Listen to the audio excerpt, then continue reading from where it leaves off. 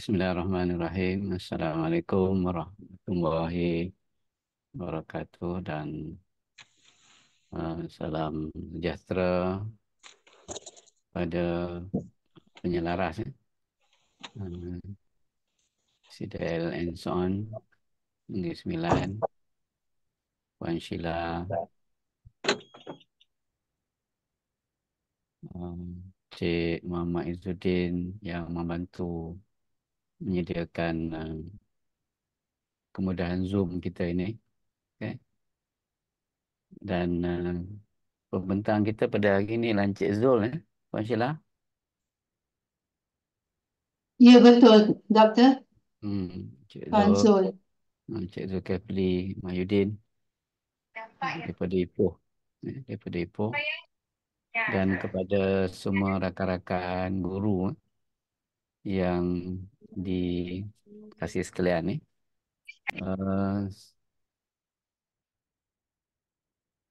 Sesi ke saya pada seri yang ke-31 ini masih lagi membincangkan tentang feedback ni. Ataupun, sorry saya tak onkan kamera ya. Masih lagi berbincang tentang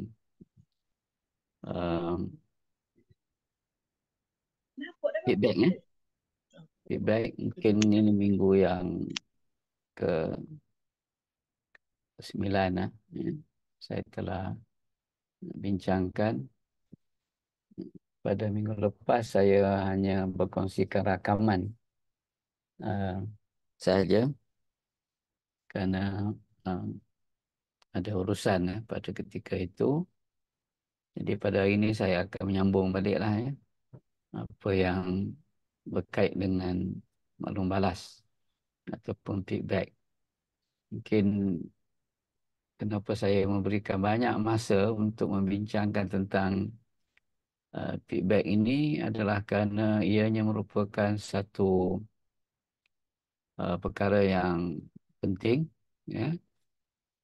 Yang penting walaupun telah lazim digunakan, tetapi dia sebenarnya satu perkara yang agak rumit kalau tidak dirancang, tidak diuruskan dengan baik. Dengan baik maksudnya dengan kita tahu apakah dimensi-dimensi yang penting yang terkandung di dalam maklum balas berkenaan. Jadi saya melanjutkan perbincangan daripada buku yang ditulis oleh Susan Broadhide ini. Ya, bukunya ialah buku iaitu How to Give Effective Feedback. Okay? How to Give Effective Feedback. Dan untuk makluman juga bahawa Susan Broadhide ini adalah seorang yang mempunyai kepakaran dalam bidang menentukan hasrat pembelajaran dan juga kriteria kejayaan. Dia ini sama seperti Shirley Clark. Ya.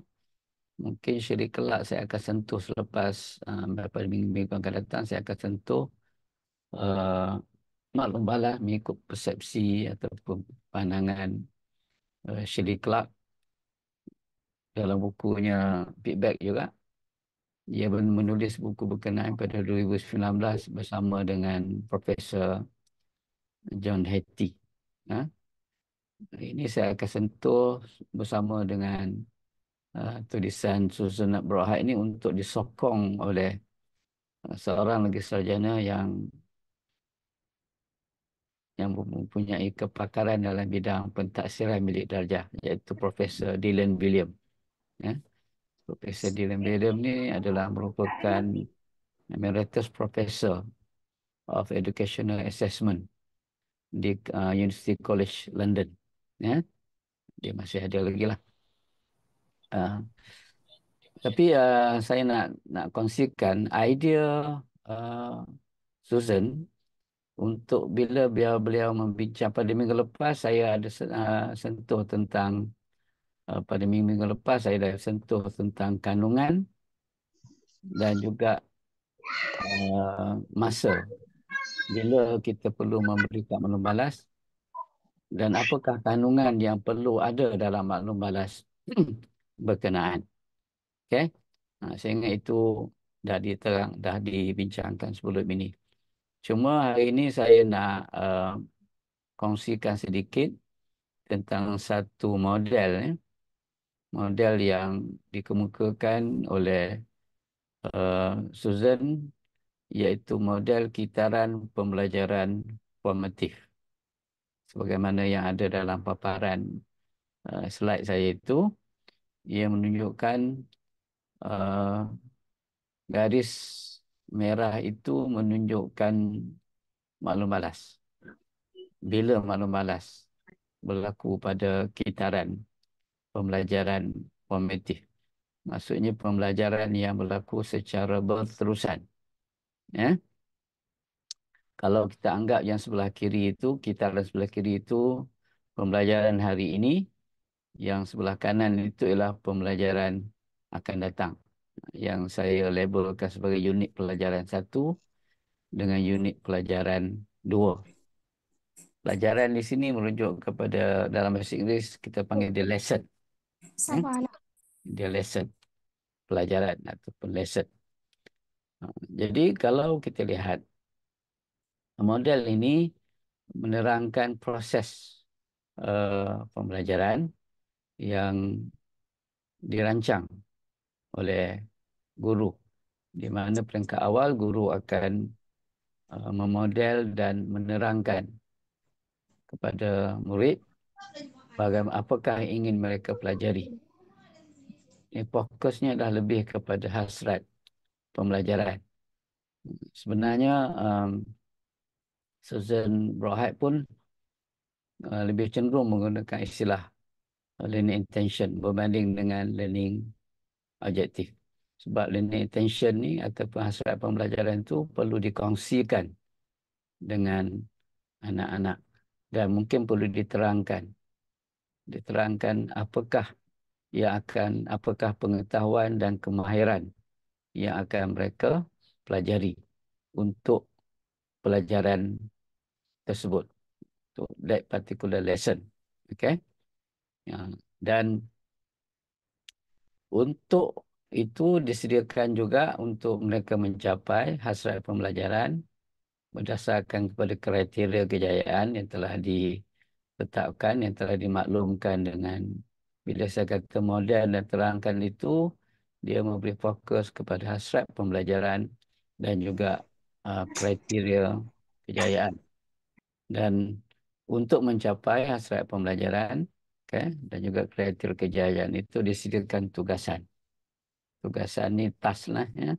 Aktiviti, task, di mana ianya dilakukan secara structured. Saya gunakan istilah tugasan terbimbing. It's a structured task. Okay? Dan daripada tugasan berkenaan, anak-anak akan dapat meningkatkan kepahaman. Ya, sebab dalam dalam hasrat pembelajaran itu telah terangkum kemahiran dan juga pengetahuan. Tetapi tugasan akan membentuk ataupun membina kepahaman. Ya, kepahaman. Jadi untuk menyemak kepahaman, okay, ianya perlukan kepada maklum balas. Jadi guru-guru akan menyemak kepahaman murid dia sampai ada kepahaman itu menepati apa yang terkandung di dalam hasrat pembelajaran dan juga dalam kriteria kejayaan. Okey. Jadi melalui maklum balas itu, ini akan meningkatkan lagi kepahaman murid. Ingat, saya terangkan dulu pembelajaran ini ada 3 peringkat. Pertama, peringkat mereka memperolehi pengetahuan. Okey? Dan juga kemahiran. Peringkat yang kedua, mereka membina makna, meaning making. ya, member makna, iaitu kepahaman lah, sebab dia dapat menguasai konsep-konsep yang terkandung di dalam pengetahuan yang telah mereka lalui melalui aktiviti. Dan untuk lebih lanjut, mereka boleh mengaplikasikan apa yang mereka tahu dan apa yang mereka faham. Ini kita panggil dia sebagai transfer ataupun pemindahan. Maksudnya mereka dapat memindahkan pengetahuan dan juga kepahaman mereka di dalam kehidupan, sama ada untuk menyelesaikan masalah, untuk dia menerangkan ataupun untuk dia mengemukakan cadangan dan sebagainya. Itu dikatakan kita dapati prestasi kepahaman itu akan lebih meningkat. Itu pun dengan sokongan dan bantuan maklum balas. Okay? Itu satu lesson. Okay? Tetapi dia tak berhenti setakat itu saja. Sepatutnya maklum balas yang diterima oleh anak-anak dalam unit pelajaran yang awal akan membantu pembelajaran mereka pada unit yang akan datang. Sebab tu ada satu anak panah yang menghubungkan, anak panah tu ialah maklum balas, ya, yang menghubungkan unit pelajaran 1 dengan unit pelajaran 2. Sebab tu dia gunakan istilah formatif. Dalam kita punya sukatan ataupun dalam standard, dia berkait, satu lesson dengan satu lesson yang seterusnya itu. Sebab itu uh, sepatutnya maklum balas dia dapat meningkatkan uh, keupayaan murid untuk belajar dalam uh, lesson yang seterusnya, pelajaran yang seterusnya. Bukan untuk pelajaran itu sahaja, that's it, full stop, no.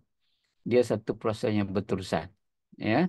Sebab tu kalau mengikut Susan, dia mengingatkan balik 3 soalan yang dikemukakan oleh Profesor John Hattie dan juga Helen Templey. Okay. Dia kata peranan maklum balas sama ada feed up, feed forward ataupun feedback adalah untuk menjawab 3 soalan dalam proses pembelajaran. Soalan yang pertama, ke mana saya hendak pergi? Ini soalan yang murid akan tanya. Okay, kalau kita analogikan pembelajaran itu sebagai satu perjalanan, as a journey, maka soalan ini sangat kritikal. Kalau dia tak tahu ke mana dia nak pergi, macam mana dia nak meneruskan perjalanan ataupun memulakan perjalanan. Kemudian dia pun kena tahu di mana dia sedang berada. Dia tahu ke mana dia nak pergi dan dia tahu uh, di mana dia sedang berada. Di situ kita nampak ada satu jurang. Ada kesenjangan kat situ, ada gap. Jadi peranan uh, tugasan ataupun aktiviti yang akan dilalui oleh anak-anak dalam proses pembelajaran itu ialah untuk merapatkan jurang. Daripada ke mana dia nak pergi tu dengan di mana dia sedang berada. Okey. Itu perkara yang apalah, yang kritikal. Dan satu lagi lah, sebab tu dia katakan bagaimana cara saya dapat merapatkan jurang ataupun we can close the gap. Okay? Close the gap. Bahasa Inggeris dia gunakan istilah close the gap. Raise the bar, close the gap. Maksudnya dapat merapatkan jurang. Ataupun soalan yang kadang-kadang juga digunakan oleh para sarjana ialah ke mana seterusnya, what is next. Okay? What is next. Okay, itu yang pertama. Yang kedua ialah pembelajaran yang paling berkesan berlaku, okay, apabila murid tahu apa yang mereka cuba untuk pelajari. Okay? Maksud dia tahu hasrat pembelajaran, Dan dia tahu juga tentang kriteria kejayaan dengan jelas. Crystal clear, ada clarity di situ. Okey? Ha, sebab perkara itu akan membantu mereka untuk membuat tindakan-tindakan yang terusnya. Nanti bila ada kesempatan nanti saya akan terangkan tentang strategi pembelajaran. Ada 4 kategori strategi pembelajaran yang nanti boleh kita gunakan untuk membantu proses pembelajaran berlaku dengan baik. Dan yang ketiga ialah maklum balas formatif. Dianya adalah sebahagian daripada proses pembelajaran. Okay? Dia bukan berlaku di hujung ataupun di awal, dia berlaku sepanjang proses pembelajaran sebagaimana yang dah ditunjukkan dalam kitaran tadi. Ya. Dan ianya ada berkaitan juga dengan apa tu, kita memberikan peluang, ya, ada masanya bagus juga diberikan peluang untuk anak-anak ni mempunyai kemahiran melaksanakan pentaksiran kendiri. Ini perlu dilatih, ya. Dilatih daripada awal untuk mereka tahu di mana mereka sedang berada. Kalau tidak nanti dia tak tahu dia dah sampai ke belum kepada destinasi yang telah ditetapkan sebagaimana yang dah ditetapkan oleh Nasrat Pembelajaran dan juga secara lebih detail oleh kriteria kejayaan. Dan satu lagi aspek yang tidak kurang pentingnya ialah nanti boleh membantu anak-anak untuk bergerak ke hadapan, to move forward untuk pelajaran yang seterusnya. Okey. Jadi saya ingat cukup kot untuk apa ni, untuk petang ni. InsyaAllah pada minggu hadapan saya akan kongsikan satu jurnal artikel daripada Educational Leadership. Nama jurnalnya adalah Educational Leadership pada 2016 yang ditulis oleh Profesor William Dillon. William ni dia tak ada L2, dia satu L saja. Ya, biasa dia marah orang je nama dia salah. Dia kata my name is only one L, not double L. Dia kata dia William Dillon, Dillan. Dan sebenarnya apa yang akan yang dikemukakan oleh diri beliau itu adalah menyokong dengan begitu kukuh, dengan begitu baik sekali idea yang dikemukakan oleh Susan Brohad yang saya bentangkan sebelum ini. Jadi saya ucap terima kasih. InsyaAllah kita akan berjumpa dalam sesi yang akan datang. Jadi saya berhenti setakat ini dulu, Puan Sheila. Saya serahkan kepada Puan Sheila untuk sesi seterusnya. Terima kasih Doktor atas perkongsian sebentar tadi mengenai feedback. Terima kasih sekali lagi kerana kita sudah mendengar sekarang dah masuk siri yang ke-31 dan Doktor dah banyak berkongsi mengenai cara-cara kita memberi feedback. Baik, salam Malaysia Madani dan terima kasih kepada semua yang hadir untuk program petang ini. Perkongsian kita dalam CDL Hands-On online session Negeri Sembilan, siri ke-31. Hari ini kita akan sama-sama mendengar perkongsian dari Tuan Zulkifli bin Mahayuddin. Beliau merupakan mantan Ketua Jabatan Ilmu Pendidikan Institut Pendidikan Guru Kampus Ipoh. Sedikit pengenalan ya mengenai Tuan Zul. Tuan Zul adalah memiliki kelayakan iaitu sebagai seorang certified instructional coach, iaitu pembimbing instructional bertauliah, lulusan Instructional Coaching Group ICG dari Kansas University, Lawrence, Kansas, USA. Dan kepakaran beliau adalah di dalam bidang PBD sebenarnya. Beliau adalah salah seorang penggubal PBD tahap 1 sekolah rendah dan beliau juga merupakan Panel Pembubar Kapasiti Pedagogi Pembelajaran Bermakna, KPPB. Baik, untuk perkongsian hari ini sangat menarik ya. Kita akan mendengar bagaimana kita boleh sama-sama mengambil bahagian untuk menjadi seorang pembimbing instructional. Tuan Zul akan bantu kita untuk melihat kerangka kerjaya sebagai seorang instructional coach dan bagaimana kita dapat mengaplikasikan budaya seorang coach di dalam sekolah, di mana bila kita berjumpa dengan guru-guru dalam panitia, di dalam sebarang peringkat pun kita boleh amalkan bagaimana kita boleh gunakan instructional coach. Saya tertarik sebentar tadi dengan perkongsian doktor mengenai bagaimana kita memberi feedback. Kita tak lama lagi akan berikan pelaporan untuk PBD. Tuan-tuan dan puan-puan, dalam pelaporan PBD itu, kita boleh berikan maklum balas. Maklum balas dari semua sudut yang doktor telah kongsikan. Bukan saja dari segi TP yang diperoleh, tetapi dari saksiah pelajar tersebut, dari mata pelajaran yang TP yang diperoleh tu, bagaimana boleh buat penambahbaikan. Maklum balas positif ini akan membantu ibu bapa untuk membantu anak-anak mereka di rumah. Itu adalah maklum balas. Sekarang kita akan lihat bagaimana kita dapat bantu guru di sekolah bersama-sama dengan Tuan Zul. Dipersilakan Tuan Zul.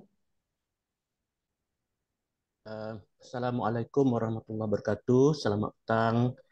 Salam Malaysia Madani.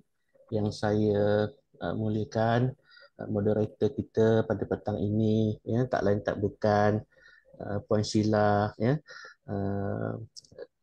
Yang apa kita kata, saya kenal lama Puan Sheila ni, ya, daripada mula-mula kita buat PBD dulu, yang sangat aktif, ya, daripada SIC plus Port Dickson, ya Puan Sheila, kalau tak silap saya. Baik.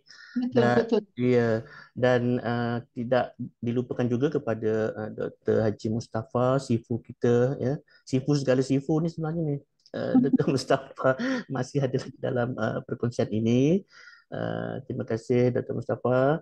Kemudian rakan-rakan unit teknikal lah, ya, yang mengusahakan sesi pada petang ini. Selalu saya berada di Ipoh. Hari ini saya nak kata terbang pun tak terbang lah, ya. Kita berada di ruang angkasa Seremban sana sebenarnya, kan. Tetapi teknikalnya juga datang daripada Sabah, kalau tak silap saya semalam dengan Encik Izzuddin, ya. Baik. Apapun, saya mungkin kita boleh sharekan kita punya slide ke, Puan Sheila, saya share screen ke? Ya, Tuan. Ya, baik, Boleh ya. share screen. Baik. Okay. Boleh nampak ke sekarang? Nampak jelas Tuan. Baik, baik. Okay, Alhamdulillah. Baik, apa yang kita nak kongsikan pada petang ini, mungkin dalam masa lebih kuranglah 1 jam 20 minit begitu. Apa yang disebutkan dalam tajuk ini, dalam paparan pertama ini, bimbingan instructional. CDL ni grup kita lah, grup Connecting Dots Learning. Jadi kita nak belajar tentang apa sebenarnya bimbingan instructional. Kalau dalam bahasa Inggeris disebut instructional coaching. Ya, baik. Apa yang Dr. Haji Mustafa kongsikan sebentar tadi, sebenarnya memang sangat berkaitan, ya, apa yang saya nak kongsikan pada petang ini. Dan mungkin saya dalam semasa saya menyampaikan sesi ini, saya mungkin sebut pembimbing instructional ataupun saya sebut CIC, maknanya samalah, ya, lebih kurang. Dan apa yang Dr. Haji tadi sebut, pembelajaran formatif itu berlaku dalam bilik darjah. Nah, sekarang ni kita ada pembimbing instructional, nanti yang tadi Puan Sheila ada sebut, mungkin terdiri daripada guru-guru pakar, ya, guru panitia, ataupun dalam kalangan SIC Plus sendiri, ya, yang akan menjadi pembimbing instructional yang akan membantu guru melaksanakan PDP menggunakan strategi-strategi tertentu untuk mencapai pembelajaran yang bermakna, sebentar tadi yang disebutkan oleh Dr. Haji Mustafa tadi. Jadi tuan-tuan dan puan-puan, bila kita sebut saja bimbingan instruksional, jadi bagaimana bimbingan instruksional itu boleh berlaku? Siapa yang terlibat di dalam bimbingan itu? Jadi kalau kita tengok gambar animasi yang saya letak di situ tu merupakan dua orang lah, secara bersemuka sedang berbual. Dan idea ini sebenarnya telah dikemukakan oleh Jim Knight, sebab dia merupakan seorang co-founder yang terlibat di dalam penyelidikan lebih 20 tahun berkaitan dengan uh, uh, uh, apa kita panggil pembimbing instruksional ini, ataupun instructional coaching. Jadi apa yang kita nak kongsikan pada petang ini bukanlah kita nak meniru 100% idea itu, tetapi sekurang-kurangnya memberi gambaran kepada kita bagaimana kita nak laksanakan di dalam bilik darjah kita, ya. Baik. Jadi saya yakin bahawa yang ada menonton pada ketika ini, tadi saya tengok ada lebih kurang 71 guru, ya, mungkin juga dalam kalangan guru, mungkin dalam kalangan pentadbir dan sebagainya. Jadi bolehlah, ya, sama ada untuk tujuan pengalaman ilmu, dan satu lagi mungkin kalau berminat untuk nak menjadi seorang pembimbing instruksional yang bertauliah, bolehlah menyertai kursus secara online dan mungkin juga dengan bersemuka apabila grup CDL ini memaklumkannya kepada tuan-tuan dan puan-puan pada awal, kalau tak silap saya nanti. Jadi mungkin bahagian teknikal akan umumkan nanti kemudian lah. Jadi untuk sesi nak mengenal apa itu bimbingan instruksional itu, tuan-tuan dan puan-puan, maka kita ada hasrat pembelajaran kita untuk pada petang ini dan juga kriteria kejayaan. Bermakna tuan-tuan sendiri ada hasrat, ya, bila saya meletakkan saya belajar konsep bimbingan instruksional, saya belajar bagaimana menjadi seorang pembimbing instruksional yang berkesan. Saya belajar untuk menjadi pembimbing instruksional bertauliah. Dan saya juga belajar model the impact cycle. Jadi saya tu letaklah diri tuan-tuan dan puan-puan dalam konteks siasat pembelajaran itu. Bermakna selesai saja kursus ini dan tuan-tuan dan puan-puan melaksanakannya di peringkat sekolah, jadi boleh lihat sendiri kriteria kejayaan itu, sama ada kita sudah boleh, kita sudah dapat memahami konsep itu, adakah kita sudah boleh berperanan sebagai seorang pembimbing instruksional berkesan, dan adakah kita boleh menjadi seorang pembimbing instruksional yang bertauliah, ya. Jadi model yang kita akan guna dalam hasrat pembelajaran tadi adalah model the impact cycle. Jadi kalau tuan-tuan dan puan-puan boleh menggunakan model the impact cycle itu dengan baik, bermakna tuan-tuan dan puan-puan berada di dalam landasan yang betul untuk menjadi seorang pembimbing instruksional. Jadi tuan-tuan dan puan-puan, sebenarnya bila kita kata pembimbing instruksional, adakah sebelum ini kita ada pembimbing instruksional? Mungkin ada penggunaan istilah-istilah tertentu yang menunjukkan bahawa ada seseorang individu yang sedang membantu guru, ya. Jadi mungkin istilah itu kita tak sebut, kita tak kata pembimbing instruksional, tetapi peranan dan juga hasrat mereka membantu rakan-rakan guru di dalam bilik darjah itu mungkin kurang berstruktur dan berlaku secara, kita kata, atas kehendak individu atau dua pihak. Jadi kita tidak dapat gambaran sebenarnya bagaimana proses itu berlaku. Dia berlaku, disebut, tetapi untuk mengenengahkan apakah yang telah kita gunakan, kejayaannya dan sebagainya, kita tak dapat perkara begitu. Jadi inisiatif untuk bimbingan instruksional ini untuk pengetahuan para guru sekalian telah pun dimulakan di Institut Pendidikan Guru Malaysia, di mana saya, Tuan Haji Mus, adalah salah seorang daripada ahli di dalam kumpulan itu untuk mendapat pentauliahan. Jadi pada ketika ini kami juga sedang proses untuk mentauliahkan pensyarah-pensyarah dulu, dan mungkin tahun ini 2024 kita akan luaskan lagi di peringkat untuk macam Puan Sheila sendiri, ya, iaitu SIC Plus, guru-guru di sekolah dan sebagainya. Maknanya IPGM pun ada, di grup CDL kita pun ada. Jadi kita akan bekerjasama untuk cuba mentauliahkan kepada guru-guru yang berminat itu. Dan sudah tentulah bila kita kata nak mentauliahkan itu, nak mewujudkan satu pos yang kita kata pembimbing instruksional itu datang daripada inisiatif-inisiatif, di antaranya 6 perkara ini bukanlah sesuatu yang saya kata datang daripada sini. Ada banyak perkara yang kita rasa inisiatif ini perlu kita kembangkan.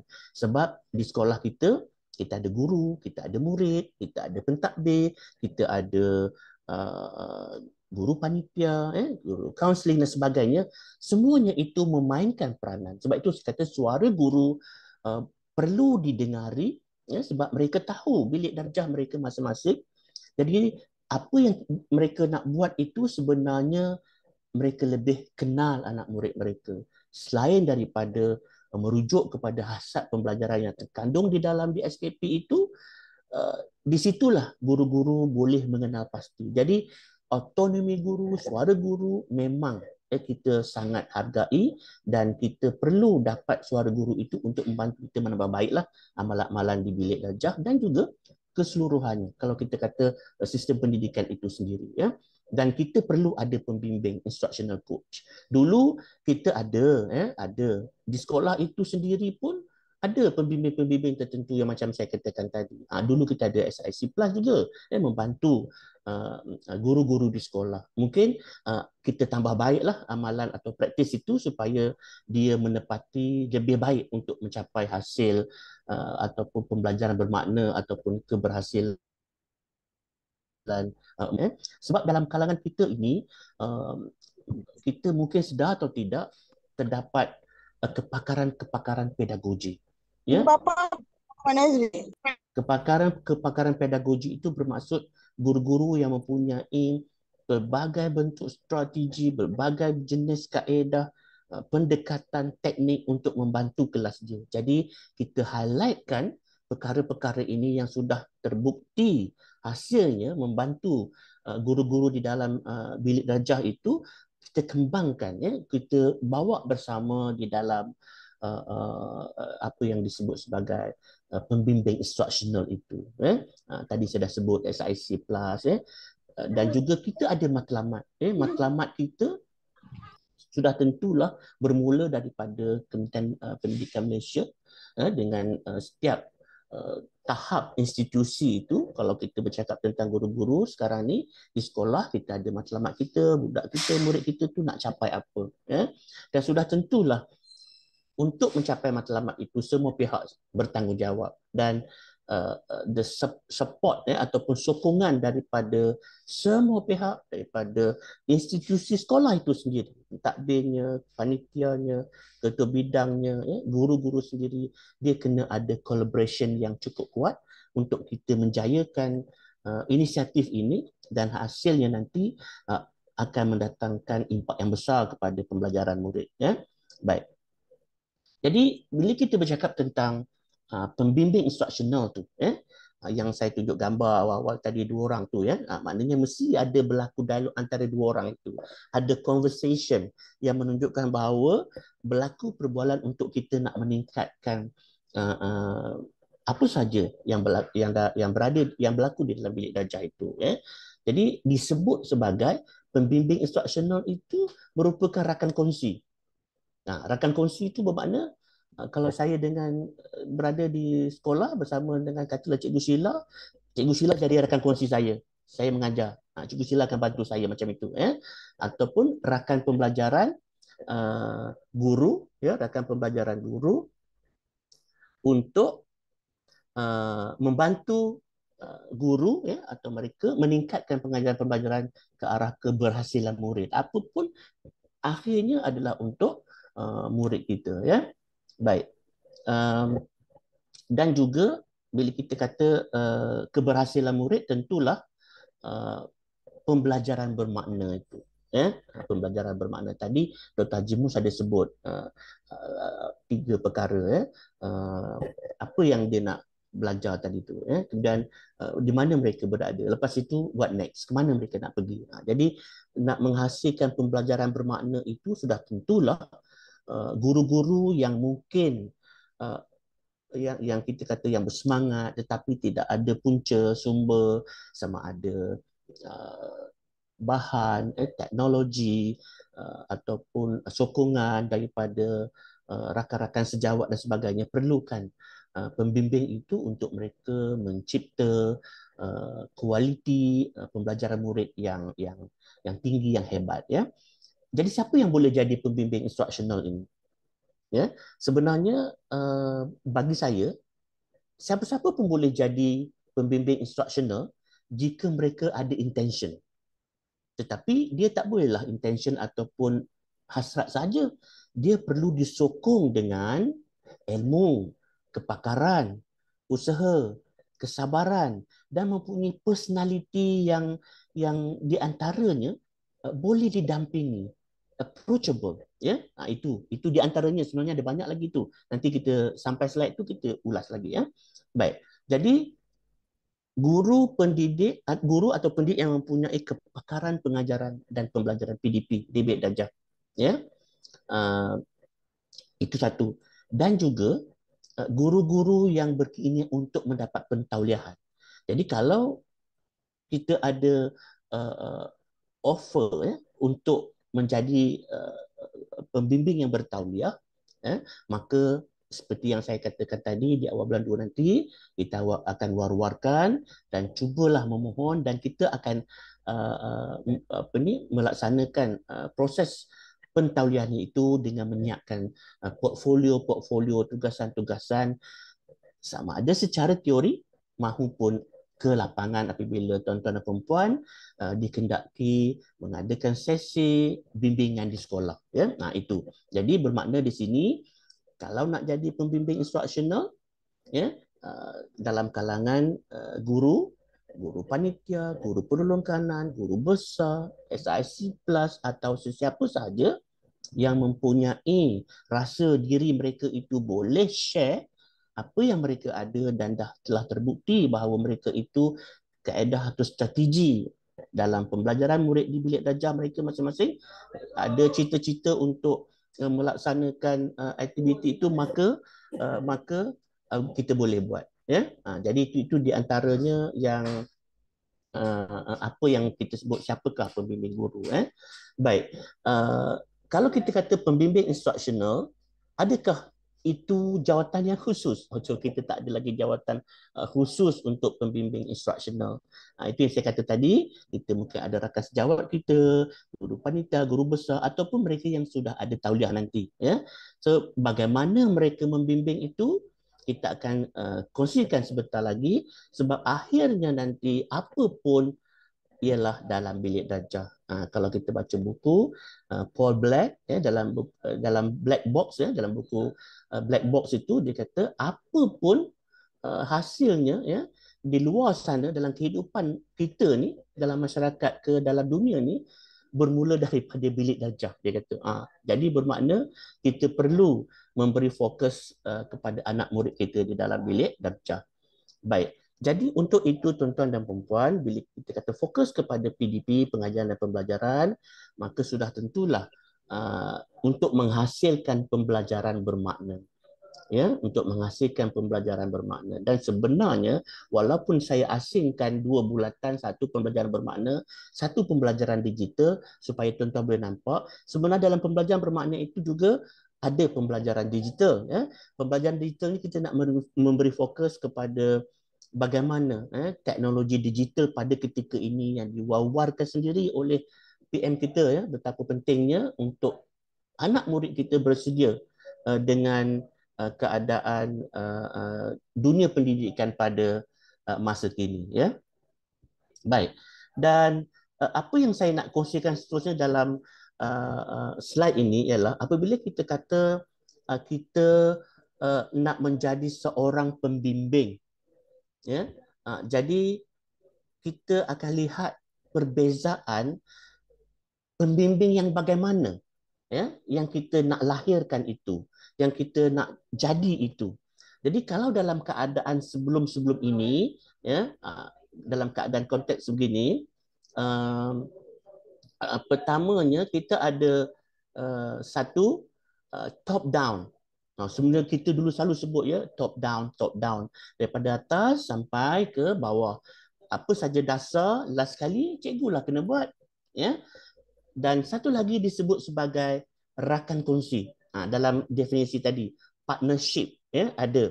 Jadi apa beza di antara instructional coach punya peranan dengan uh, pendekatan yang biasa kita tengok, ya, sebelum ini yang kita kata top down itu. Baik, kalau top down, kalau tuan-tuan tengok, kita ada compliance, pematuhan.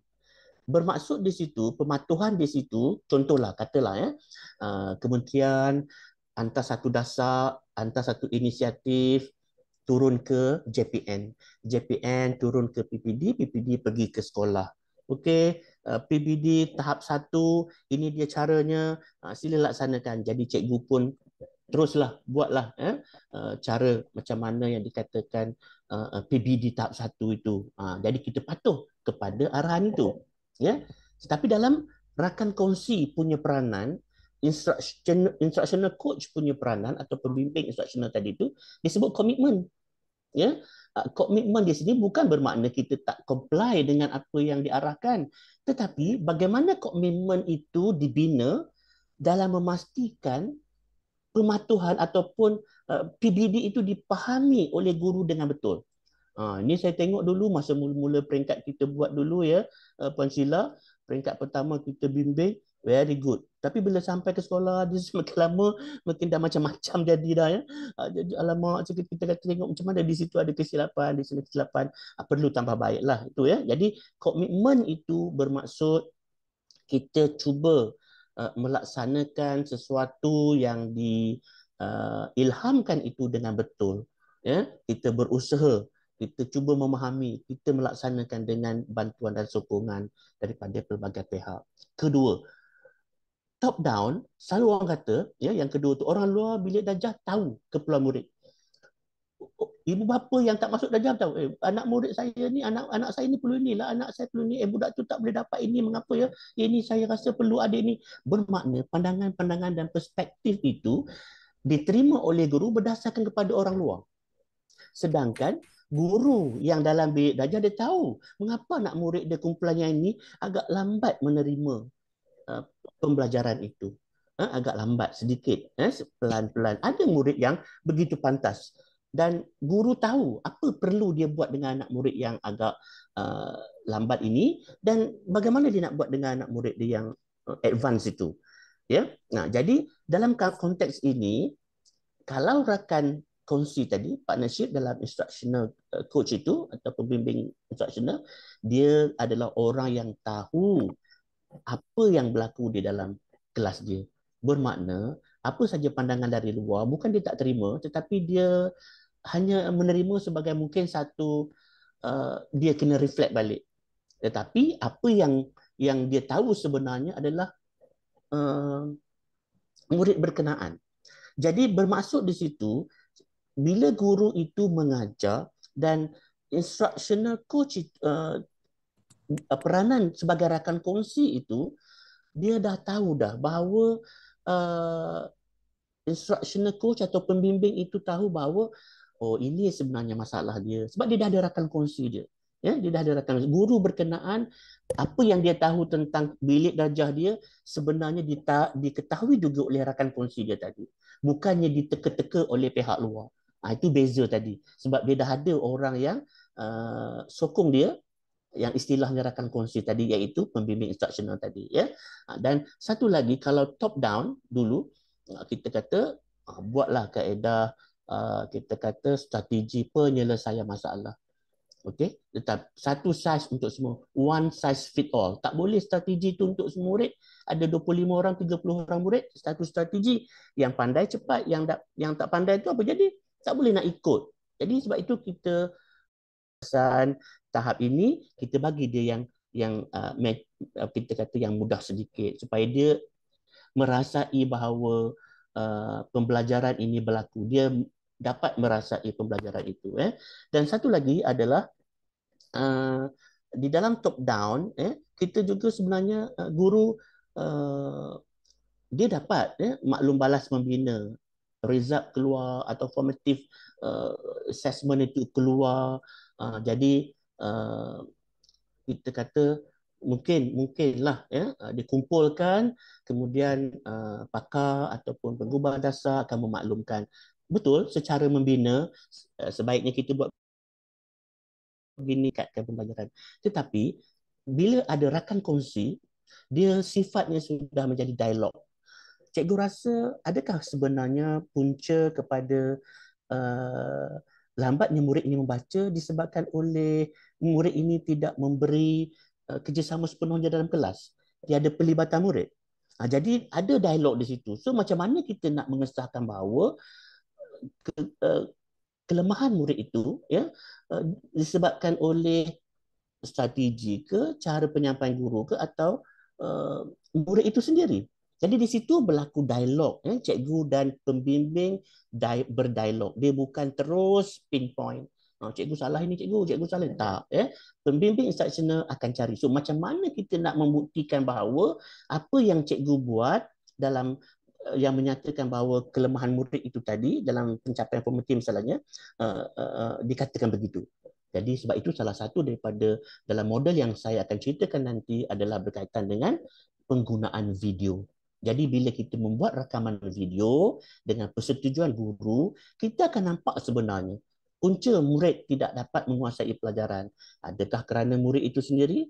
Adakah kerana guru penyampaian kurang berkesan, tak sampai kepada murid, dia duduk di belakang, atau tugasan itu tidak jelas, bahan-bahan sokongan pembelajaran itu tidak mencukupi. Di situ nanti itu pun kita tak akan kata, cikgu, saya rasa cikgu salah ini. Benar. Cikgu tengok sendiri, cikgu jawab. Jadi dia akan nampak, betul lah dulu saya pernah bimbing ya. Cikgu kata, Cik Zul, saya rasa bukanlah ini saya punya arah soalan terlalu tinggi lah untuk budak. Now. So apa yang you nak buat lepas ini? So adalah dialog itu. Bukannya kita terima maklum balas membina, tetapi kadang-kadang tak kena dengan apa yang sepatut berlaku dalam bilik darjah. Baik, seterusnya pembimbing memikirkan penyelesaian.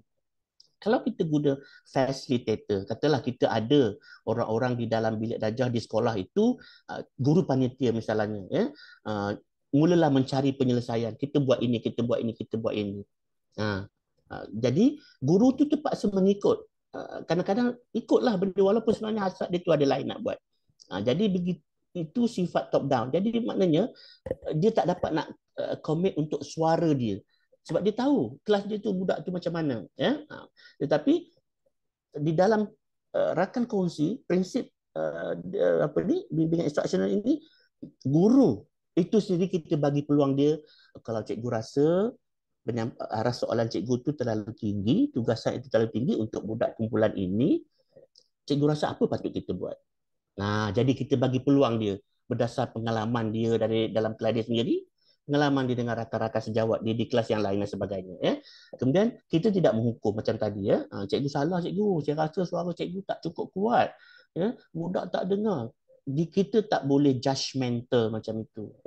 Tetapi di dalam rakan kongsi kita tak hukum. Kita tak letak pun kesalahan itu. Sebab itu bila pentauliahan nanti, personality kita dalam rakaman video itu nanti, kita nak tengok adakah cikgu menghukum atau tidak, ataupun dia memberi galakan-galakan dan sebagainya. Dan untuk top down juga, status pembimbing adalah lebih tinggi. Kita rasa kalaulah minta maaf Puan Sheila, kadang-kadang dulu tak kira lah nazir ke, siapa datang dengan tie, dengan baju blazernya, jaketnya, semuanya kita rasa macam takut. Saya dulu macam tu lah. Saya dah lalui masa zaman sekolah lalu mengajarkan, orang ni datang macam mana ni, kita dah rasa gementar. Sebab kita rasa pembimbing yang datang itu yang nak menyelia kita itu pangkatnya lebih tinggi, orang yang lebih berilmu. Jadi kita dah mula rasa ada sesuatu dalam diri kita yang kita mungkin tak cerita.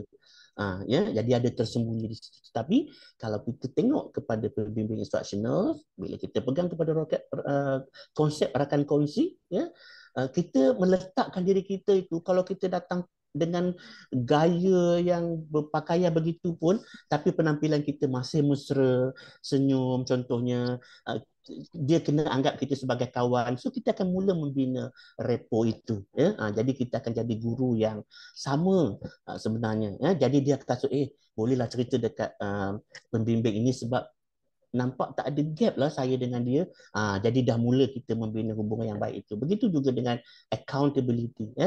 Bila kita nak buat sesuatu, kalau yang top down ini, cepatlah panitia ni nak cepat ni, guru besar nak cepat nak hantar ke PPD, cepat-cepat kita kena siap. Ada tanggungjawab terhadap pemimpin. Bukan bermakna di dalam rakan kongsi pembimbing instructional tak ada accountability terhadap pemimpin. Ada. Tetapi fokus dia ialah murid itu.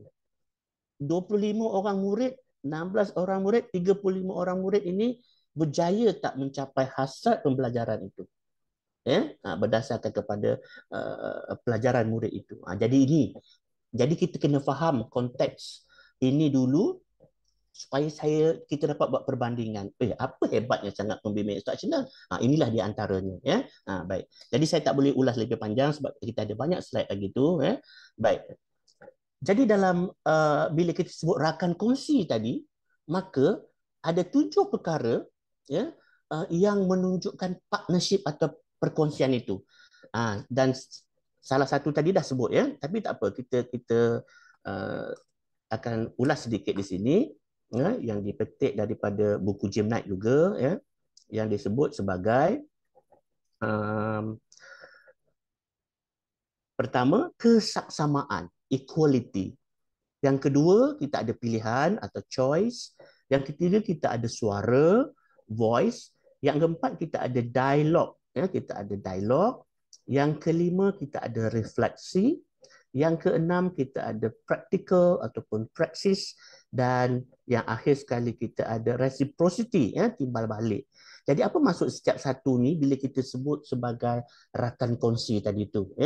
Jadi kalau kesaksamaan tadi, pembimbing instructional dan guru adalah rakan kongsi yang sama. Sebab itu tadi, bila kita kata tadi, kalau pembimbing mempunyai dipandang tinggi, pandang tinggi tak apa, tetapi bila kita menganggap dia itu lebih tinggi, jadi kita mula rasa takut nak berdamping kan. Tapi bila kita kata rakan kongsi, equal. Sebab kita nak membina hubungan yang baik dari masa ke semasa sampai cikgu itu betul-betul yakin boleh mengubah kelasnya, boleh mengubah muridnya menjadi lebih baik. Jadi kesaksamaan itu adalah prinsip pertama. Yang kedua, guru harus membuat pilihan mengenai apa dan bagaimana mereka belajar. Mereka belajar itu bermaksud sama ada mereka sendiri boleh memilih. Contoh katalah untuk membantu, sekarang kita sebut teknologi digital akan membantu guru dalam aspek tertentu mengajar dengan lebih baik di dalam bilik darjah, dan pembelajaran akan tentu jadi lebih fun learning. Jadi maknanya guru boleh memilih apakah kaedah strategi yang sesuai. Jadi sudah tentulah kalau sekarang ni kita ada apa ni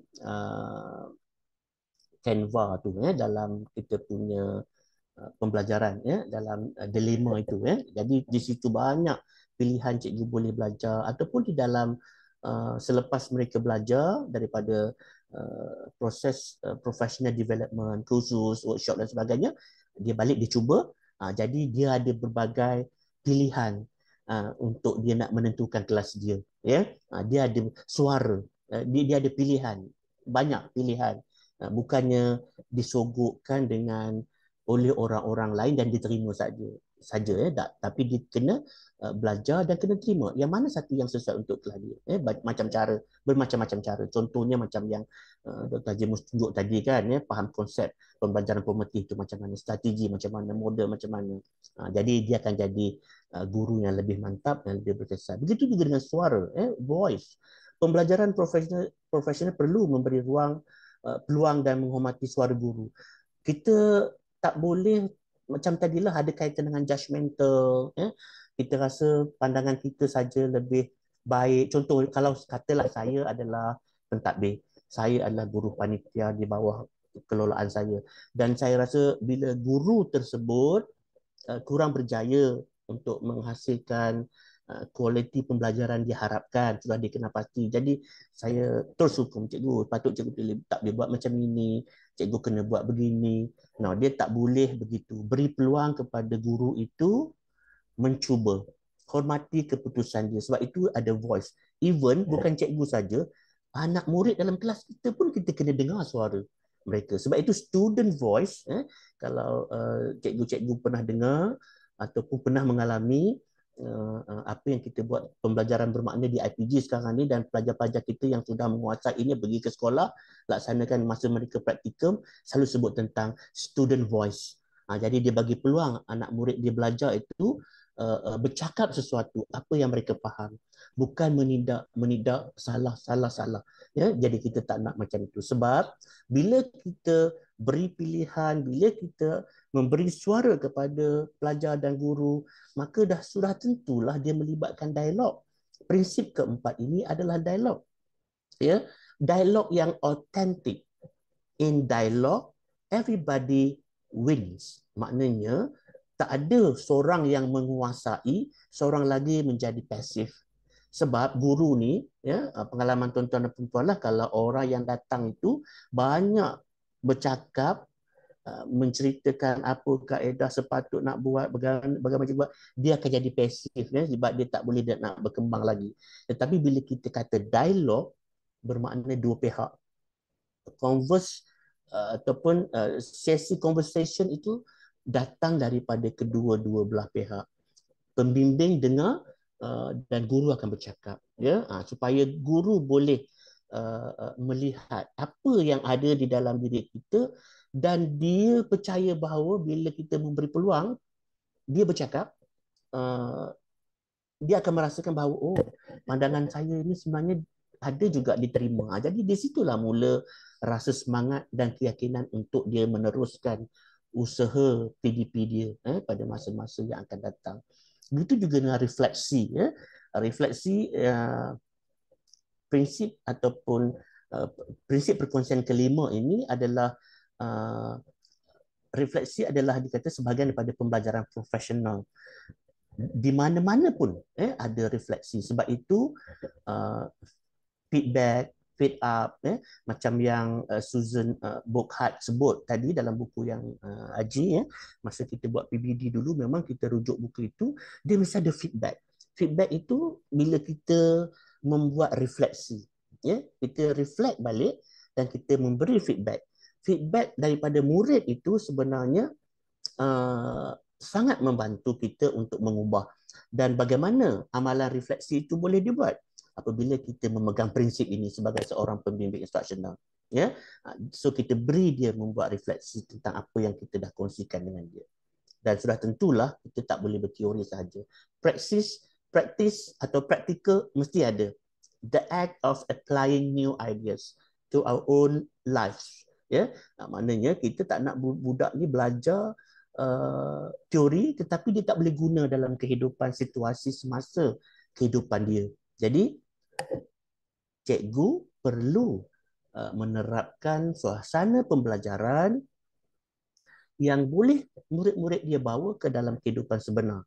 Mungkin tuan-tuan guru, tuan-tuan dan perempuan di dalam sesi ini, pada petang ini, mungkinlah bagi saya tak mengapa kalau beranggapan begitu. Kata Cik Zul, bolehlah Cik Zul bercakap macam itu secara teorinya, tetapi dalam kelas itu tak tahu macam mana kami nak handle budak begini. No, kita takkan nak buat sekali harung nak bantu cikgu tu segala masalah cikgu tu nak selesai. No, kita pergi satu-satu, which aspect comes first. Okay, what is your priority? Itulah bendanya. Jadi bermaksud di situ, but you come with effort, you come with open mind and heart untuk nak tolong cikgu. Jadi kalau kita jadi pembimbing itu, bila kita buat gitu, ada praktikalnya. Sebab itu, tuan-tuan dan perempuan, macam saya dah pencen, dah bersara, bila Haji Mus, Dr. Haji Mus dan saya, kita gubal untuk pembelajaran bermakna yang diamalkan di IPG, kita apply supaya orang nampak. Bila orang bertanya di mana aspek ni yang you cakap tadi, this one, yang mana you buat tadi ini, macam mana you ambil ini. Jadi everything is come up with evidence. Jadi cikgu yang menerima praktikal kita itu, teori kita itu, dia dah boleh relate. Oh betul lah benda macam ni. But I'm not saying that kita boleh capai 100%. Depend on the student, depend on the situational yang berlaku di situ. Mungkin ada yang cepat, ada yang lambat, ada yang sangat drastik, ada yang needs time to develop. So praktikal itu mesti dibuat, tetapi mengikut kadar kita. Itu kita kena faham lah, maknanya pentadbir, maknanya kita kena faham situasi itu, not immediate result bila kita buat sesuatu itu dalam konteks bilik darjah itu. Dan akhir sekali mesti ada reciprocity, instructional coach atau pembimbing harus sudah bawa seseorang itu, disebut dia punya proverb, dia kata menuai apa yang mereka semai. Maksudnya what you give you get back, itu yang bunyi macam negatif kan, tetapi ada usaha, di mana ada usaha di situ ada tangga kejayaan. Itu satu aspek. Dan satu lagi, timbal balik itu bermakna bila kita buat dengan bimbing cikgu kita sebagai coach itu, dia mesti adalah dia punya benefitnya tu lambat laun, jadi itulah lebih kurang 7 prinsip dalam perkongsian tadi itu. Jadi you dah dapat dah tu, dah tengok dah, oh macam ini aku punya prinsip kita kena pegang. Baik. Jadi kalau kita kata kita dah ada kepahaman itu sedikit pada ketika ini, soalannya mungkin tuan-tuan akan tanya, Cik Zul, macam mana kita nak laksanakan ni? Ada modelnya ke? Kita nak buat, kalau kita nak buat strategi pengajaran dalam bilik darjah, kita ada cooperative learning lah, kita ada penyelesaian masalah, kita ada inquiry based, kita ada integrated strategi, kita ada student centerednya, semua-semua tu pendekatan memang ada. Tetapi kalau bimbingan instructional ini, you sebagai pembimbing kita nak pegang. Inilah model yang disebut sebagai the impact cycle yang dikongsi atau yang dikemukakan oleh Jim Knight yang saya tunjukkan gambarnya sebelum tadi. Jadi model ini sebenarnya sudah pun dicipta dan mereka membuat penyelidikan ini lebih 20 tahun dah. Sebab itulah kita cuba. Tetapi walaupun penyelidikan itu 20 tahun, Jim dan rakan-rakannya buat feedback tambah baik daripada rakan-rakan yang disebut oleh Dr. Haji Mus tadi, John Hattie, William Dillon, ramai lagi tu. Semua itu sebenarnya, even kita kata Michael Fullen pun memberi respon pandangan kepada bimbingan instructional ini. Jadi kita akan gunakan impact cycle ini secara hands-on. Bagi yang ingin untuk mendapat ilmu pengetahuan, kalau dalam CDL punya website ke atau portal nanti, bolehlah baca, sebab Haji Mus dah mula mengupload bahan-bahan di dalam itu. Tapi untuk nak melaksanakannya secara hands-on, tuan-tuan untuk nak menjadi seorang pembimbing bertauliah, kena daftar sebagai CIC lah, Certified Instructional Coach, jadi CIC itu. Baik. Jadi kita ambil sedikit pendekatan di dalam kita kata kalau kita nak melaksanakan bimbingan instructional, yang dipilih betul-betul kita ada 3. Kita ada facilitative, kita ada logical, kita ada directive. Kalau directive tadi tu dia macam top down lah lebih kurang. Facilitative yang macam kita jadi fasi tu. Saya ringkaskan. Apa yang saya nak fokuskan di sini adalah dialogical. Tadi kita sebut dalam prinsip tu ada dialog. Jadi sebenarnya kalau kita ambil aspek daripada 6 ciri ini, daripada metafornya, pengetahuan gurunya, pembuat keputusannya, lepas tu kita ada pendekatan, fokus dan mod wacananya. Jadi kalau kita tengok fasilitatif, dia sounding board, istilah dia sounding board. Kalau dialogical yang kita nak buat dalam bimbingan instructional ini, rakan kongsi. Kalau kita sebut directive, pakar tu direct kepada guru. Jadi kalau kita tengok metafora untuk pengetahuan guru, ciri dia dalam dialogical, ya, memang rakan kongsi tadi, metafora. Tapi kalau pengetahuan guru, dia kata dalam pendekatan dialogical ini, pembimbing instruksional tu ada pengetahuannya, ya, yang berharga, namun masih memerlukan pengetahuan lain untuk meningkat. Bermakna seseorang yang menjadi pembimbing instruksional, ya, kita kata mesti pastikan bahawa guru itu sebenarnya ada pengetahuan lain yang kita boleh dorong dia supaya dia kembangkan. Kadang-kadang kita tak tahu rakan sejawat kita sebenarnya ada kelebihan yang lain. Percayalah, bila kita tengok ingat dia mengajar tu, rupanya ada kelebihan lain yang boleh dia kongsikan anak murid dia. Dan ketiga, aspek decision making, ya, ataupun pembuat keputusan. Bukan pembuatan dia, pembuat keputusan. Dalam dialogical ni, pendekatannya, yang buat keputusannya adalah guru. Kalau yang kiri kanan ni, direktif dengan presentatif, presentatif memang guru ada, tapi kalau direktif, dah pembimbing yang bersifat yang menggunakan pendekatan direktif tu dia sendiri nak bagi tahu, nak membuat keputusan. Tetapi dalam dialogical untuk bimbingan instruksional ini, guru sendiri membuat keputusan, ya. Begitu juga dengan pendekatan, ya. Kalau fasilitatif tidak berkongsikan kepakaran, dikata begitu, ya. Direktif berkongsi pengetahuan secara langsung, tetapi kalau yang menggunakan pendekatan dialogical, berkongsi kepakaran.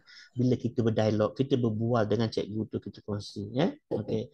Begitu juga dengan fokus.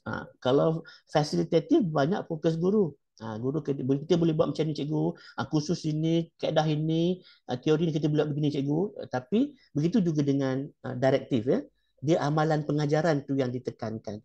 Amalan pengajaran itu, apa kaedah, dia banyak kepada aspek itu. Tetapi dialogical, dia banyak pada fokus murid. Kita fokus murid. Walaupun kita sedang dialog dengan cikgu, tapi fokus kita adalah murid. Dan sudah tentulah wacananya, ya, kalau kedua-dua fasilitatif dan direktif itu inquiry, ya, dan juga mengemukakan saranan dalam direktif, tetapi dalam dialogical dia imbangkan kedua-dua tu. Saranan pun ada, inquiry pun ada. Jadi maknanya taklah dia seorang menjadi orang yang pakar, dan dia juga tidaklah menjadi sounding board, ya, tetapi dia imbangkan dua-dua itu, ya. Baik. Harap tuan-tuan dan puan boleh faham yang itu, ya. Baik. Seterusnya, ini saya tunjuk contohlah, ya. Ini pendekatan dialog. Saya tutuplah muka orang berkenaan, ya. Nanti tanpa izin, ya, guna ini sebenarnya gambar saya je tu, ya. Jadi kalau kita kata dialog, tengok macam mana apa ni dalam kotak temu bual itu, ya. Adakah cikgu mahu tambah aspek strategi PDP yang cikgu gunakan? Jika ia boleh jelaskan. Maknanya dia dah mengajar, cikgu ada nak tambah tak? Ada tak aspek-aspek yang cikgu nak buat? Cuba nak mencetuskan dialog lah. Tapi cikgu tu kata mungkin ya. Mungkin saya rasa ya, sebab apa yang saya buat sebelum ni murid ramai. Jadi saya punya strategi tu mungkin tak kena. Jadi saya ingat saya nak guna SPK. SPK tu short form kepada struktur pembelajaran kooperatif. Budak ramai buat kumpulan. Jadi dalam kumpulan tu kita dah bagi tugas, senang kita nak kontrol. Contoh macam itulah. Jadi ini satu perbualan yang menunjukkan ada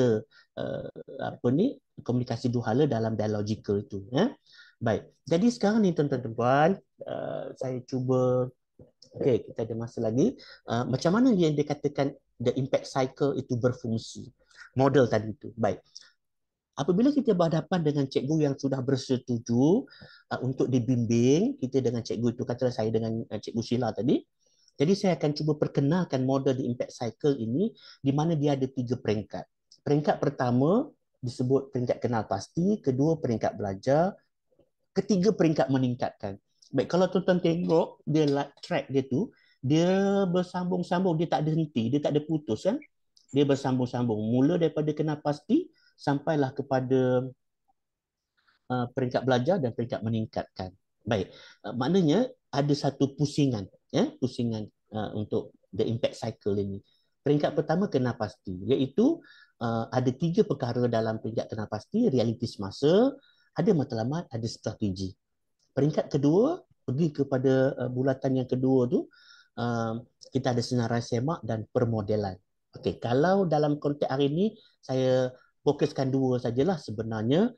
Yang terkini tu kita tambah satu lagi, dikata dalam itu ada playbook. Playbook tu dia tak letak di situ, tetapi satu bentuk tools yang membantu cikgu untuk tambah baik amalan PDP dalam bilik belajar, ya. Dan yang ketiga, peringkat meningkatkan, di mana kita ada hala tuju, ada kemajuan, ada peningkatan dan tindakan. Bermakna setiap satu peringkat itu dia berkait rapat antara satu sama lain. Bagaimana dia berlaku? Baik, saya cuba tunjuk yang ini. Okey, sebelum itu okey, saya pergi ke sini dulu, ya. Tuan-tuan dan puan-puan, saya pergi ke sini dulu. Baik. Sebenarnya di dalam proses kita membuat melaksanakan the impact cycle bersama guru yang kita bimbing itu, tuan-tuan dan puan-puan, kita tidak melepaskan atau tanpa alat-alat bantuannya.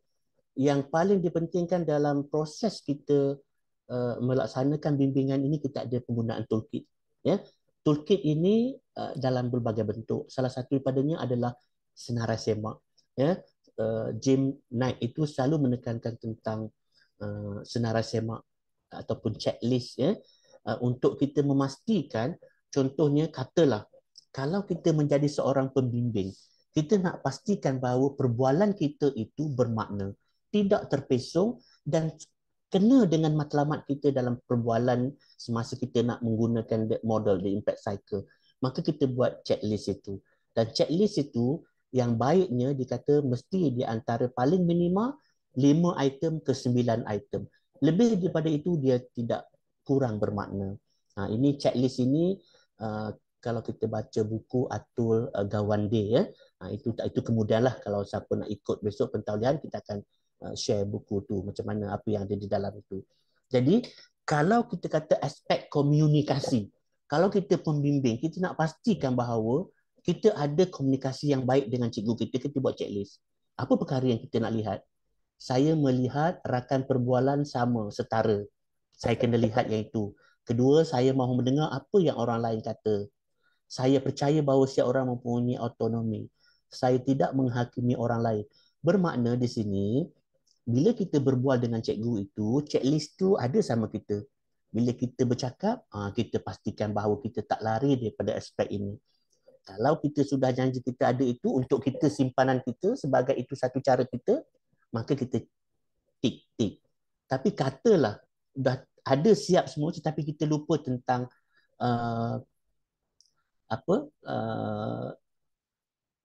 katakan aspek autonomi nombor 3. Saya percaya bahawa setiap orang mempunyai autonomi. Kalau kita kata orang tu mempunyai autonomi, tapi kita langgar, kita sendiri jujur, Allah, yang ni tadi aku tak ada, saya tak ada pun memikirkan tentang autonomi guru.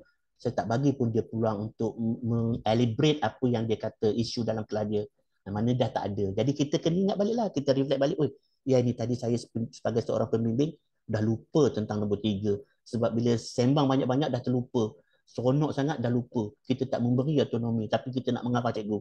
Jadi itu sebagai satu tool ataupun checklist yang penting di dalam proses the impact cycle ini, ya. Jadi apa sebenarnya realiti semasa tu? Saya cuba ringkas-ringkaskan sedikit, ya, tuan-tuan dan puan-puan. Di dalam realiti, dalam pusingan pertama itu, dalam kenal pasti itu, tuan-tuan dan puan-puan, kita nak tahu apa sebenar isu yang berlaku. Kalau kita kata guru itu yang dah berjanji dengan kita boleh menjadi pembimbing dia, ya, dan guru tu kata masalahnya budak tak boleh engage, ya, dengan aktiviti, dia orang buat kerja lain, sekumpulan murid je buat, yang lain tu pergi sana pergi sini merayau-rayau. Okey, baik cikgu. So kita tengok dia mengajar. Bila kita kata kita sudah berkongsi, bermakna cikgu berkenaan sudah mula percayalah yang kita nak bantu dia. Jadi kita kata kalau mengajar biasa kita duduk di belakang, mungkin ada perkara-perkara yang terlepas, ya, yang kita mungkin terlepas, cikgu pun terlepas. Jadi kita tak dapat kenal pasti isu sebenar.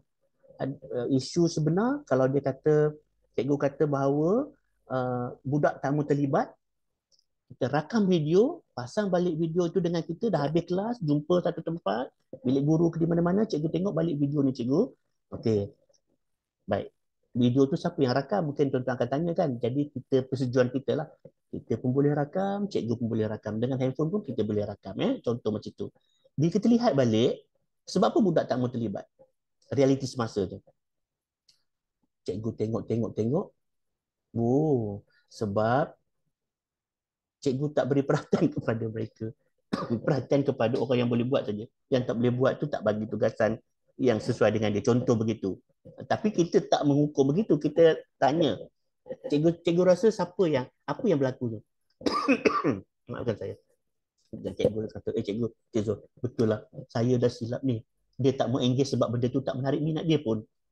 Kan? Sebab kita tahu dalam multiple intelligences ni, ada yang vision, ada yang auditory, ada yang suka kepada aspek-aspek bermain, ya. Jadi benda-benda macam itu kalau kita tak kena pasti betul-betul, jadi kita dah ada isu yang tak betul.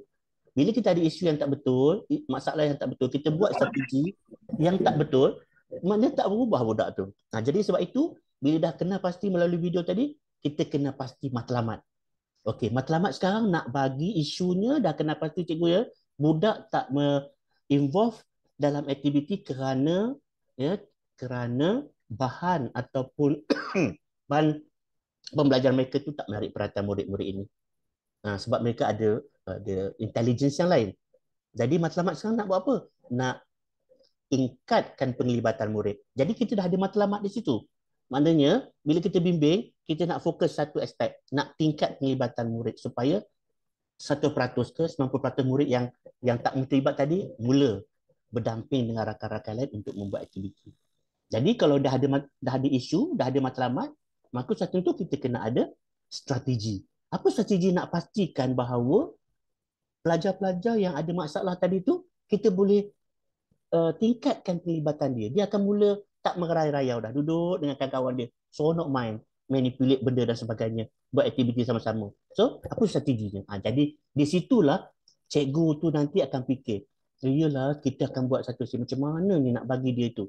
Jadi, sudah ada dalam fasa 1 itu, realitinya, kita dah ada matlamat nak capai dan juga strateginya. Jadi, kita pun beralih kepada fasa kedua, ya, mungkin fasa kedua itu tak berlaku hari yang sama. Kita akan pada hari yang seterusnya berikutnya, ya. Jadi pada peringkat okey, sebelum saya pergi pada peringkat kedua itu. Jadi tuan-tuan dan puan-puan guru mesti bertanya, apa aspek yang kita nak tanya tadi itu? Sebenarnya bila sebut isu macam-macam, sangat luas. Tetapi kita boleh rangkumkan di dalam istilah lah. Bila ada model tu dia mestilah ada sesuatu yang spesifik sikit, bukan ya? Dia contohnya dia kata the big four. Apa four yang the big four tu? Four tu apa dia? Maknanya isu yang kita boleh fokuskan tadi bila kita bincang dengan cikgu yang kita nak bantu dia tu, sama ada aspek isu dalam perancangan kandungan. Macam mana cikgu nak merancang PDP dia tu, adakah aspek itu? Atau penyampaian pengajaran cikgu, macam mana cikgu punya delivery, ya. Yang ketiga, adakah berkaitan dengan aspek pentaksiran? Dan yang keempat, adakah berkaitan dengan suasana pembelajaran positif atau kawan-kawan kelas, behavior, tingkah laku tadi tu. Jadi kalau kita tengok kepada isu tadi, tuan-tuan dan puan-puan guru rasa yang mana? Yang keempat lah kan, ya, suasana pembelajaran positif kawan kelas. Bermakna di situ kita nak aspek behavior, ya, nak bagi dia involve dengan pembelajaran itu. Jadi ini sebagai the big four, sebagai panduan bila kita pergi ke dalam kelas itu. Kalau cikgu tak nak tunjuk sebagai cikgu, sebagai seorang pembimbing, tak nak tunjuk aspek ini pun tak apa, tapi kita cakap, bila dia cakap tentang budak tak nak terlibat tu, jadi kita tahulah bahawa isunya berkaitan dengan tingkah laku, ya. Itu sebenarnya untuk memberi panduan kita sebagai the big four. Tak salah kalau kita bagi cikgu ni perkara macam ini, ya, sebagai panduan, ya, boleh juga. Baik. So bila kita sudah kata tadi, sudah kena isu, ada matlamat, yang jelas dan strateginya, maka matlamat tu selalu ditekankan oleh Jim, ya. Dia kata pembimbing instruksional, bimbing guru yang dibimbing menentukan matlamat bercirikan peers. Bermakna Kalau kita kata tadi, walaupun kita nampak di situ isunya penglibatan murid, tetapi di dalam matlamat yang terkandung di dalam kategori matlamat atau ciri matlamat yang ada dalam model di impact cycle ini adalah peers. Ya, peers itu short form daripada perkataan P itu untuk powerful, E itu untuk easy, E yang kedua untuk emotional, compelling, R itu untuk reachable, dan S itu untuk student focus. Ya, jadi maksudnya di situ kalau isu itu ya uh, katakan involvement itu, maka dia memang satu matlamat peers yang bagus kita fokuskan, yang kita beri tumpuan ya. Jadi kalau kita tengok tadi itu mungkin dia ada elemen student focus ya. Sebabnya bila kita kata powerful tu, kalau budak ini kita tak terlibatkan dia dengan aktiviti pembelajaran, macam mana dia nak capai hasrat pembelajaran dia? Ya, dan dia pun tak tahu apa kriteria kejayaan yang dia dah capai. Jadi sebab itu, bila kita kata involvement, memanglah sesuatu matlamat yang very powerful. Ada di dalam konteks peers itu. Ya, boleh faham maksud saya ya? Baik. Seterusnya, tuan-tuan dan puan-puan, kita pergi kepada perkara fasa kedua, iaitu apa yang disebut sebagai uh, belajar. Belajar tadi ada dua uh, elemen, ya, dua kita kata dua elemen komponen. Satu permodelan, yang kedua adalah senarai semak. Jadi kalau kita kata senarai semak macam tadilah, kalau untuk kita sendiri sebagai coach, tadi kita nak tengok komunikasi kita ada tak menepati sepatutnya saya membawa watak sebagai seorang yang berkomunikasi memikirkan tentang elemen-elemen itu, maka senarai semak untuk cikgu nak laksanakan cooperative learning tadi tu. Cooperative learning itu sebagai satu strategi, contohnya nak galakkan anak murid tadi terlibat. Jadi maka itu yang kita fokuskan. Jadi di dalam um, senarai semak itu, supaya bila kita buat, orang akan tanya, siapa buat senarai semak ni? Kita boleh buat bersama-sama dengan cikgu. Kan namanya rakan kongsi, ya, dengan persetujuan bersama. Tetapi kena tahulah apa dia strategi galeri tour di dalam kita kata di dalam cooperative learning itu. Maka kita tengok di situ. Ciri-ciri galeri tour atau cooperative learning itu ada berapa dia punya item ni? 1, 2, 3, 4, 5, 6, 7 kan, ada 7 lebih kurang. Jadi ciri-ciri cooperative learning, saya ambil satu contoh. Kumpulan bersifat heterogeneous, maknanya 4 orang dalam satu kumpulan. Seideal-idealnya 4 orang. Tapi kalau dah ramai sangat murid, boleh kita buat 4 orang, kadang-kadang lebih 5. Terpulang kepada kuasa cikgu, macam mana cikgu nak manage kelas itu. Jadi satu kumpulan mesti bersifat heterogeneous, sama ada dari segi jantina ataupun pelbagai aras kebolehan. Jadi bermakna bila kita ada checklist ini, senarai semak ini, kita nak belajar tadi dalam isu realiti kita tadi nak selesai di sini, nak belajar macam mana, kita guna senarai semak. Supaya bila kita buat, bila cikgu buat, cikgu tahu ada tak perkara yang tertinggal, aspek-aspek penting di dalam galeri tua. Kalau kita sebut galeri tua saja, buat macam itu, nanti ada perkara-perkara penting yang boleh membantu murid bekerjasama itu tertinggal.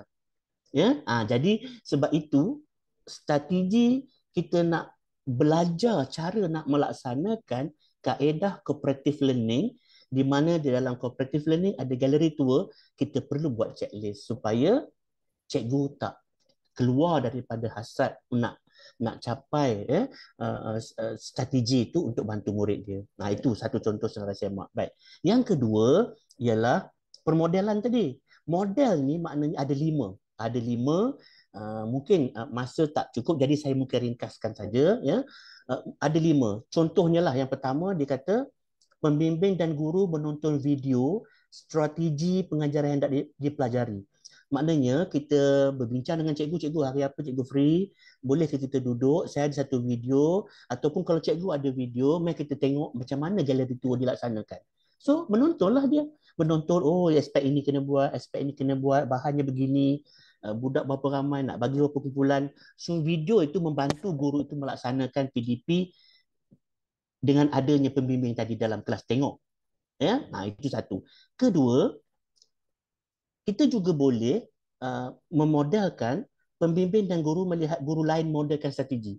Mungkin Cikgu Sheila kata, Cik Zul, saya ada seorang kawan yang pandai tentang galeri tua.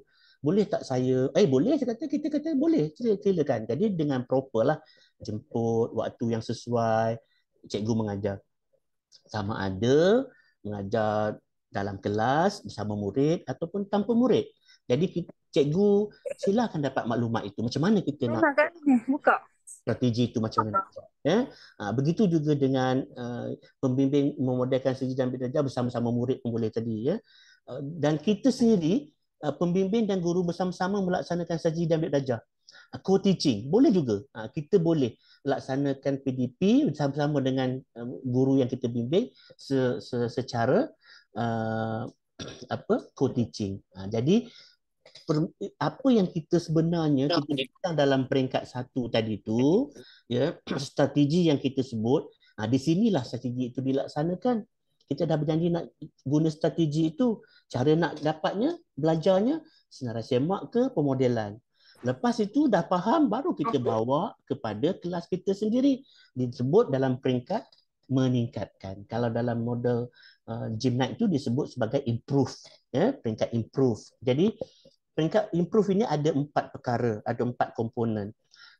Ada hala tuju, kemajuan, meningkatkan, tindakan. Bermaksud, selepas kita kena pasti strategi, kita rancang satu hari dengan cikgu-cikgu bila cikgu nak mengajar apa yang cikgu dah belajar tadi tentang galeri tua. Cik Zul, kalau minggu depan boleh tak? Cikgu Sheila kata, boleh. Jom kita pergi minggu depan. Jadi cikgu pun menyiapkan lesson plan dia, perkara yang dia nak buat, matlamat dia berdasarkan kepada di SKP itu dengan mengamalkan, nak cuba apply strategi galeri tua sebab nak bantu murid-murid yang tak mau involve. Jadi dalam peringkat meningkatkan selepas dia mengajar tu, ya, jadi kita tengok adakah matlamat tercapai, adakah matlamat kita nak bagi budak terlibat tu tercapai. Okey, kemajuan semak apa yang berjaya dan perlu penambahbaikan. Dah buat galeri tua, budak yang tak terlibat tadi tu, yang nak involve tu ramai tak ikut, ya? Kalau dah ikut tu, ada tak perlu nak tambah baik sikit amalan PDP tu? Itu kemajuan, menyemak kemajuan. Yang keempat, meningkatkan terus dengan strategi atau pilih strategi baru. Di sini sebenarnya kita boleh dalam meningkatkan tu, strategi ni baguslah, kita teruskan. Memang dapat tarik involve pelajar-pelajar yang tak mau terlibat tadi tu dalam aktiviti kumpulan. Tapi kalau tak jadi, kita nak pilih strategi baru, boleh juga pusing balik, belajar balik cara macam mana nak dapatkan strategi tu. Ya? Dan akhir sekali, tentukan tugasan tarikh perjumpaan seterusnya. Maksudnya tindakan kita, bila kita kata nak teruskan strategi atau nak pilih strategi baru, ada perjumpaan seterusnya. Maknanya peranan pembimbing itu bukanlah dalam masa seminggu nak selesai semua. Mungkin makan masa sebulan, ya. Mungkin makan masa 2 minggu, mungkin makan masa 3 bulan. Jadi itu cara kita mengikut konteks tadi kita nak membantu. Jadi itu 3 perkara, ya, bagaimana model impact cycle itu perlu dilaksanakan, ya. Jadi mungkinlah dalam masa 1 jam 20 minit ini kita tak dapat buat semua, ya, tetapi sekurang-kurang memberi sedikit idea. Dan sekiranya tuan-tuan dan puan cikgu ingin, nanti mungkin yang macam yang saya kata tadi, bila kita nak buat pentaulihan boleh ikuti, ya. Baik. Tadi kita ciri, rakan kongsi dan sebagainya, tetapi personality kita sebagai seorang coach itu, tuan-tuan dan perempuan, juga perlu kita faham dan kena ada kemahiran-kemahiran yang dibina dari masa ke semasa. Contohnya, yang pertama ini ada elemen kepercayaan, ya. Dia kata the 6 belief dalam diri kita mesti ada yang 6 perkara ini. Apa dia? Tadi dia ulang balik kan, dia mesti ada rakan kongsi yang setara. Tak nak rasa orang tu lebih tinggi, kita rasa kita cikgu ni rendah aja, aku lagi tinggi, aku pembimbing, aku lebih tinggi. No. Kemudian you ada kemahiran mendengar, listening, mendengar apa cikgu tu cakap. Bukan cikgu cakap potong, cikgu cakap potong. So you kena buka telinga tu dengar. And then of course kita ada otonomi, ya. Kita kena percaya bahawa cikgu ada otonomi. You believe that. So you kena bagi peluang itu. Dan kita tidak ada judgemental, ya. Kita tak bila, dan mesti ada perbualan dua hala, dan setiap satu itu memberi makna. perbualan itu mesti memberi makna, bukan perkara-perkara yang berkaitan dengan toksik-toksik di sekolah. Ya, kita tak nak perkara begitu. Itu tu elemen kepercayaan, dan sudah tentulah bila kita nak menjadi seorang coach yang baik, 10 Jim kata 10, mungkin kita ada lebih daripada itu, silakan ya, silakan kita amalkan. Pertama, menunjukkan empathy. Kita kena ada mendengar, diulang balik kepercayaan mendengar. Kita kena ada memupuk dialog, bagi cikgu bercakap. Kita kena kemukakan soalan yang lebih baik. Kita kena membuat hubungan emosi yang baik secara profesional. Kita mesti menjadi saksi kebaikan. Maksud saksi kebaikan itu dia kata being witness to the good. Ya, maknanya amalan-amalan orang sebelum ini atau kita sendiri, itulah kebaikan yang kita boleh kongsikan dengan cikgu kita. Dan kita finding common ground, dia kata, mencari persamaan. Kadang-kadang nak memulakan perbualan itu, tuan-tuan puan, nak bagi cikgu tu percaya, nak rasa nak mula hubungan dengan kita, kadang kita boleh sembang sikit lah apa yang berlaku pada hari ini, cerita TV ke, buku yang kita baca ke. Kadang-kadang dia akan pembimbing ini cikgu tu kata samalah, interest dia macam saya. Jadi di situlah ya, mencari persamaan tadi, mengawal emosi toksik. Biasanya dulu pengalaman saya, kalau saya bimbing cikgu di sekolah, dia macam nak bawa cerita keburukan orang lain tu, nak menjebakkan dia jadi macam tu. Memang ada yang benar lah ya, tetapi kita cuba elakkan, kita jadikan yang baik-baik ya untuk cikgu kita ini. Jadi emosi toksik itu kita tolak tepi, dan kita menghalakan semula toksik itu kepada perkara yang baik ya. Dan kita kena membina kepercayaan. Ada 10, the 10 habits yang perlu instructional coach kuasai. Itu kalau ada lebih daripada itu lagi baguslah ya. Jadi kita tengok macam mana dengan kemahiran itu, dengan model yang kita ada, kita boleh tak bawa ya.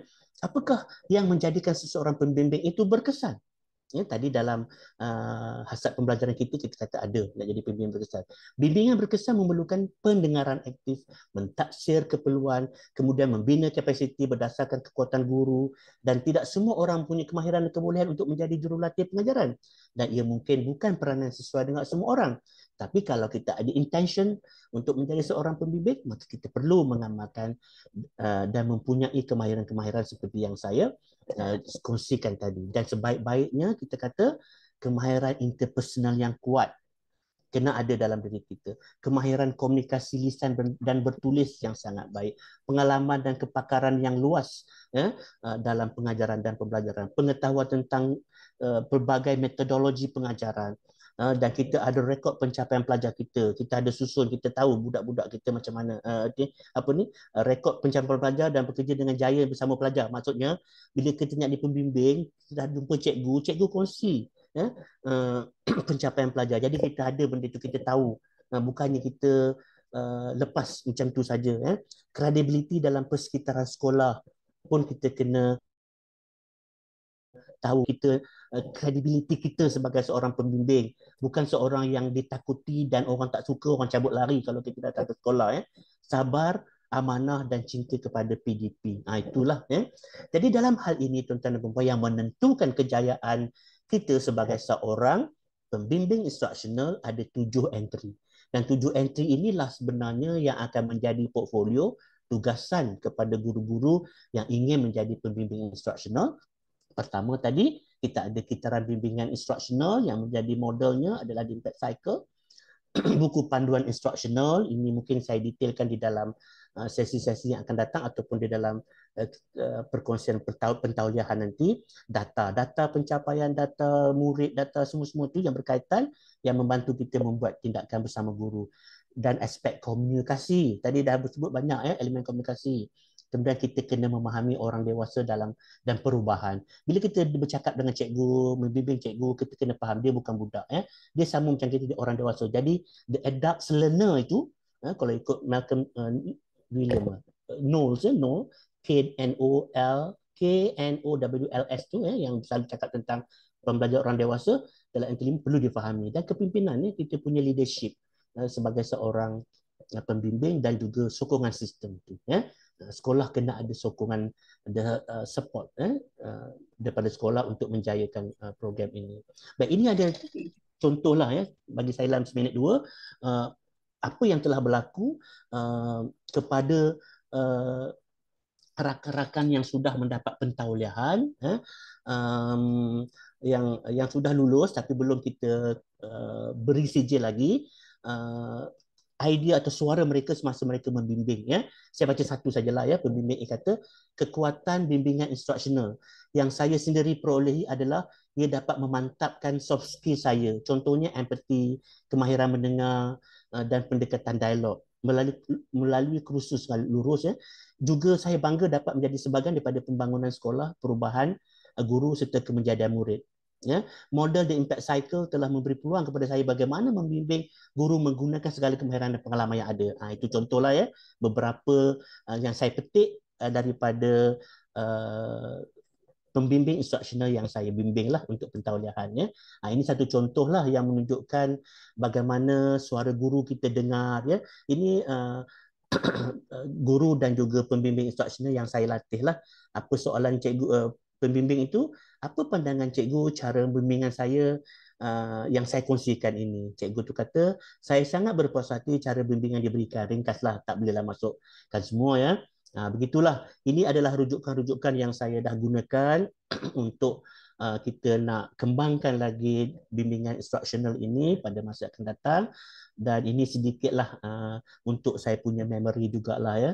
Kenangan-kenangan semasa 2019, selain daripada membuat tugasan online, kami berpeluang untuk hadir di sana selama lebih kurang 2 minggu ataupun lebih kurang dalam 12 hari untuk bersama dengan Jim, kita dapat first hand daripada dia what is the instructional coach what is instructional coaching all about, and kita dapat berjumpa berkenalan dengan ramai lah all over the America lah dan semua tu dan we are the only 6 yang ada from Asia untuk datang ke sini. Jadi itu pengalaman 2019 sebelum COVID Jadi insyaAllah ilmu yang kita ada tu boleh saya kongsikanlah kepada tuan-tuan dan perempuan di masa ke semasa. Jadi sekian terima kasih. Jika ada apa-apa soalan bolehlah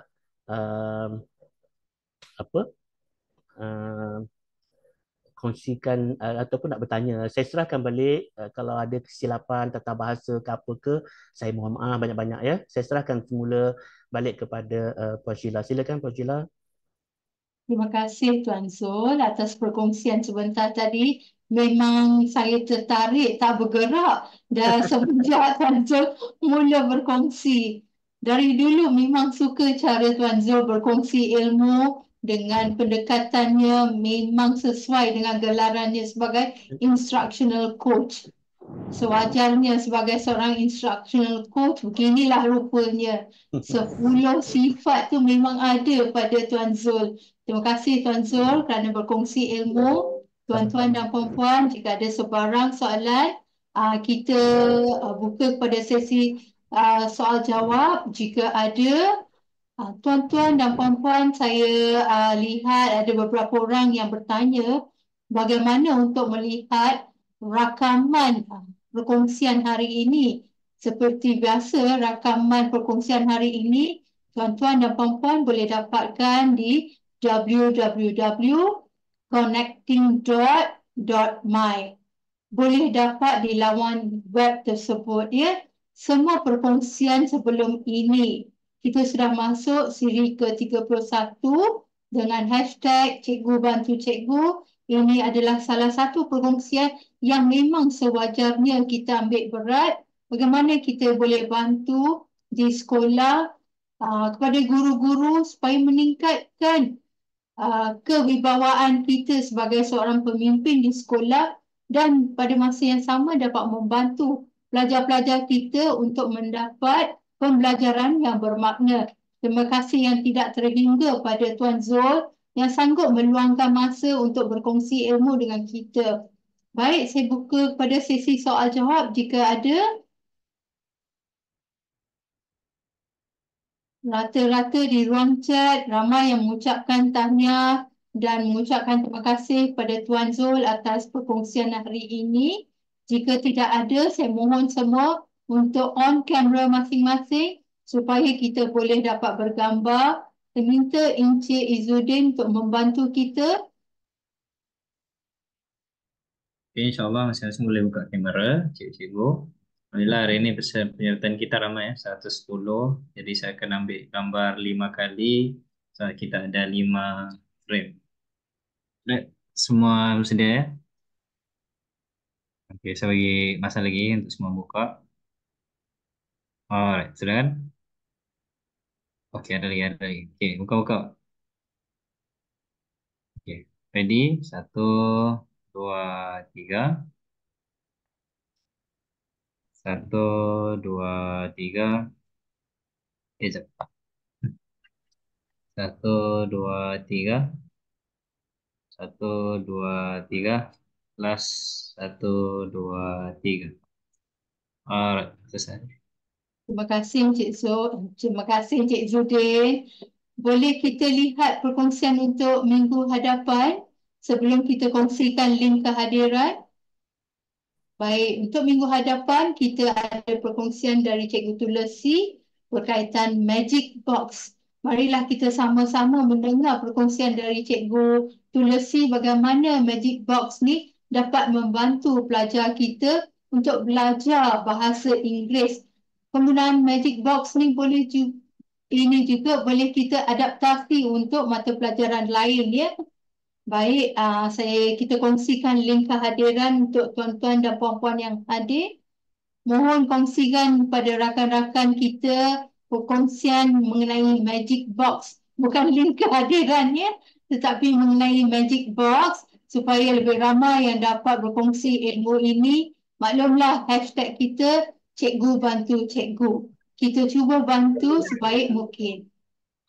Boleh isi link kehadiran ya tuan-tuan dan puan-puan. Terima kasih kerana bersama-sama dengan kita. Kita berjumpa lagi pada masa dan tarikh minggu depan. Kita tidak ada sebarang perkongsian kerana cuti umur. Kita akan berjumpa semula pada 1 hari bulan Februari. Jadi take care, stay safe. Kita jumpa lagi. Bye semua.